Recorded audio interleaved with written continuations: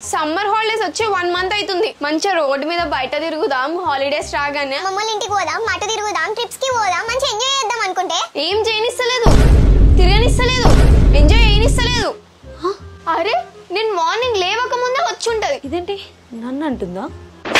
మంచిగా పెళ్లిళ్ళకి ఇంకా ఫంక్షన్స్ కి తిరిగి తిందాం అనుకుంటే తిరగనిస్తలేదు, తిననిస్తలేదు. ఇట్లా ఇట్లా ఆడుతుంది ఇట్లా. అప్పుడు మనకి వంట వస్తుంది లోపల నుంచి. నన్నే అంటుందంటవా? 10 మంది ఉన్న దగ్గరికి పోయి పలకరిద్దామంటే పరువు తీస్తుంది కదా. అమ్మా, అమ్మని పట్టుకుని ఇంత ఘోరంగా మాట్లాడుతుందా? 10, 20, 30 పర్ఫ్యూమ్స్ వాడినా సరిపోతలేదు. నాకంటే బెస్ట్ పర్ఫ్యూమ్ ఈ వరల్డ్ లో ఉందని అనుకుంటుందేమో అది. ఇక ఈ ఎండలు ఘోరంగా కొట్టినాయి, ఫ్యాన్లు, ఏసీలు, పర్ఫ్యూమ్లు కూడా పనిచేయలేదు కదా. అమ్మా నన్నైతే కాదు, నా కూతురు బంగారం. కానీ అట్లా అనుకున్న లోపల వర్షం పడుతుంది.